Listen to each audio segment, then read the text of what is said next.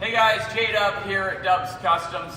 Just about to start another video, and if you guys are tuning in for the first time, thanks for showing up. And if you've been here for multiple videos, I really appreciate. For those of you who aren't subscribed, make sure you do.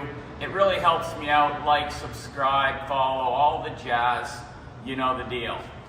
Today we're starting a rear suspension from hell. And I say that because there's a pretty big I just don't have much room. I've been asked to keep all suspension under the floor, and usually anybody that has built this style of 4-link suspension knows that usually the back seat gets deleted. But in this case, the fellow wants to keep the back seat, so it just throws a little bit of a wrench in what I really want to do. So all I can say is we've got great parts and very little room, but I kind of have a plan. So we're going to start by just mocking everything up. And if you're wondering where the rest of the car is, well, it's up here. So this is a 1955 Chev Bel Air. It's already been tubbed. A lot of the metal work has already been done. And we need to fit these big boots up in those wheel wells without digging into the floor with the suspension. So we've kind of got a lot of things that we're trying to balance out in this video to make this a success. So for starters, what I need to do is I need to get the wheels where they need to be. The rear end's got to be sitting there, and the body has to come down onto the frame so I know how much room we're dealing with. At that point, I'll bring over some paper because I know I need to build my front brackets. So my front bracket, the top half especially, will be dictated by how the floor is running because I need to stay under the floor. The unfortunate thing about what I have to do is this is a nice, beautiful chrome 4-link setup. You can see how long these bars are, and usually, well, I would determine where this cross member was, but it's already been welded in place. And without being able to cut into the floor, I'm going to have a problem with running the top bar fairly level, and at a decent length, because I'm going to have to follow the floor, so my top hole to get high enough to be fairly level is probably going to be up in this area. I'm just visualizing this right now. So that means that my top 4-link bar is going to be shorter than I'd really like.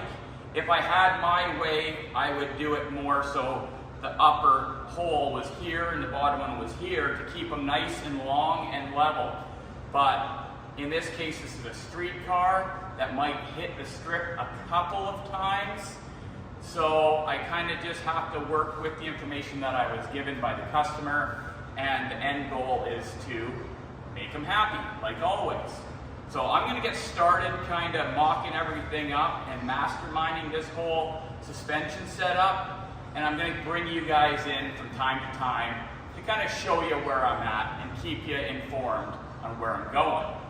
So I'm just going to get started. I hope you guys enjoy this video.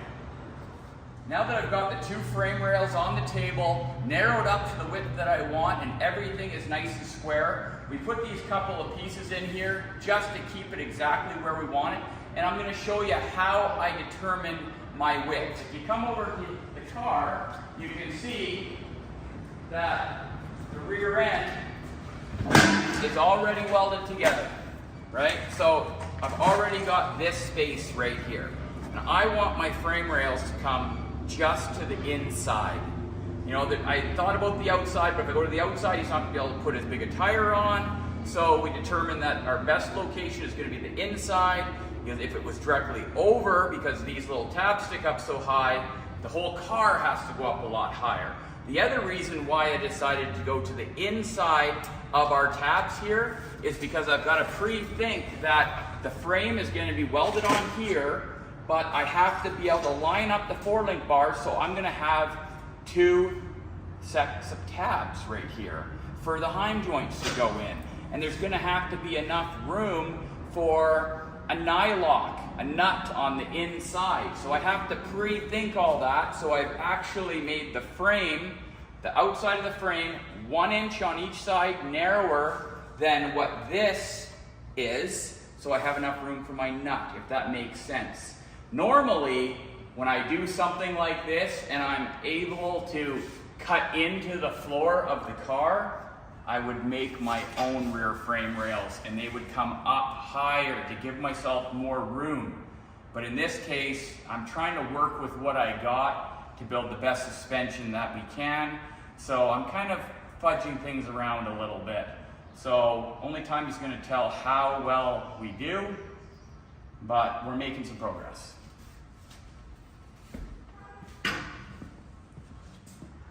One other thing that I want to talk about is this spacing between the body mounts right here is definitely going to be way off at this point because we've narrowed the frame.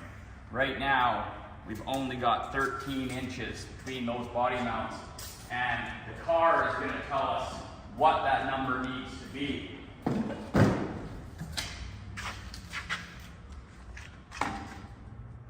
And it's looking like it's 17 and a half.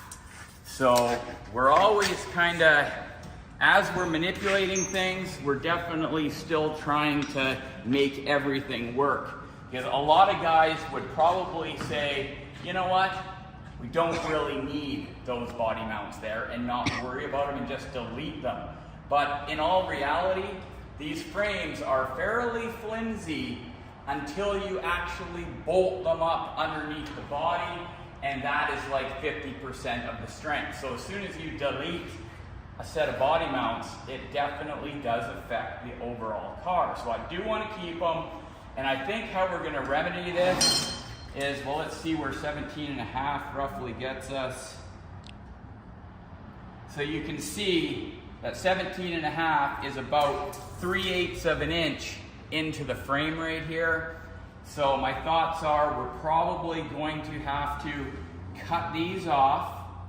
And I'm thinking if we take a heavy piece of like Sked 40, maybe 3-inch pipe, and we cope it into the side. So yes, it will be narrower in this little section, but if we make the wall 1/4 inch thick, that'll add to the strength. So I kind of feel like we're not going to lose any strength, and I think that's better than not using these mounts at all. So the next step before we can actually weld this back onto the frame is to notch and sink in 2 halves of pipe, and then we can put a flat plate in there with this same size of hole, and we'll be back at our 17 and a half. And then we'll see if any of this stuff here comes into contact with the floor. We'll manipulate the frame just a little bit. But we just got to make sure that we're not weakening the frame by doing this modification. So I'm thinking as long as we go heavy wall tubing, it should maintain the strength. Then there's going to be a plate in there at this height, which will enhance the strength. And if I wanted to go one step further, I could probably do something on the bottom to bring the thickness back as well. So that's going to be our next step before we can actually start putting this under the car and welding it in place. Because if it's going to distort at all, which, you know, every time you weld something, it moves, we're best off to be clamped down to this table to help stop any distortion from the welding, and then we'll break it free, put it under the car, and then we only have these ends to weld. So we might even put one more like stronger piece of steel than this one kind of right here, because when you do all this welding right here, things are definitely going to move just a little bit. But if we keep it pinned down, it'll move a lot less, that's for sure. And then when it comes to welding it to the frame, we can fine tune, and that's our last little bit of fudging that we have to make this perfect. So the one thing that I've got in my mind right now that I'm not really liking, I'm hoping that it turns out a bit different, by doing what I did and moving these to the inside of our bracket on the rear end, the coilover springs look like they're coming in right underneath the frame for the top mount, and I would rather have a crossbar here and have tabs to have them to the inside of the frame. So I'm still hoping I'm going to be able to lean them a little bit more, or it's going to work out. But you know, I'm 3 or 4 steps ahead of where I'm at, and that helps me catch any screw ups or problems, and it also helps me build a better product in the end because it gives me time to think through everything. I'm not just working right here, finishing this little bit, and then, you know, okay, what's next? I'm dialing this in. I know I want to put my piece of pipe in there. I know I need to be set up this height. I've got this part dialed. Now my mind is on to something else. As I'm doing this work, I'm thinking ahead at where I'm going to be going next and how I'm going to build the best suspension possible. That's it. All we got left to do is, well, to put in the work.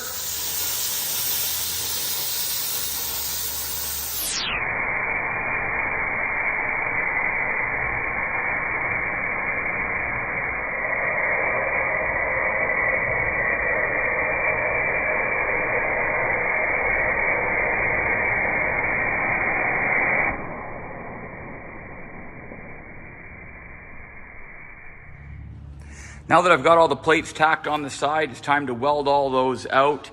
Everything's looking good back here. We've been putting in the work to make all of these brackets. These here are for the front of the 4-link that are gonna be here. That there is gonna be on the side of the frame for the panhard bar bracket. The other one's already tacked on the frame. So now we just got to start lining everything up. We're gonna pull some common numbers. You know, I usually look for some common holes on the frame so we can measure back to make sure everything is good. Now we just have to do the final assembly so we can actually put the weight of the vehicle on the coilover springs to see where the ride height is exactly at. We've got the engine up there. We're going to be able to place it mostly just for the weight to see how far those leaf springs are going to sag down, so we can kind of start getting a rough look at what we need to do to start the front suspension and our first look with the back suspension with everything bolted together. So exciting. Still lots of work to do. So this is the first look of everything together. I've got to go and buy all the hardware so we don't have the right length of bolts and nothing is like tightened up at this point. But everything is together and looking good. We've got our brackets for the 4-link bars. We got the mounts for the upper shocks. Everything turned out really well, just like we had planned. Panhard bar, we got our shocks here. It looks really good. From starting with a bunch of parts to where we're at now, it was a lot of work. Let's not kid ourselves. We do have the front also mocked up. It was a lot easier because it just has leaf springs. We got the engine and tranny sitting over the front end to see how much the springs are going to squat down so we can put the body down, put the front fender on, and make sure the tire is centered. And it all worked out really quite well. I don't think we're taking this any further.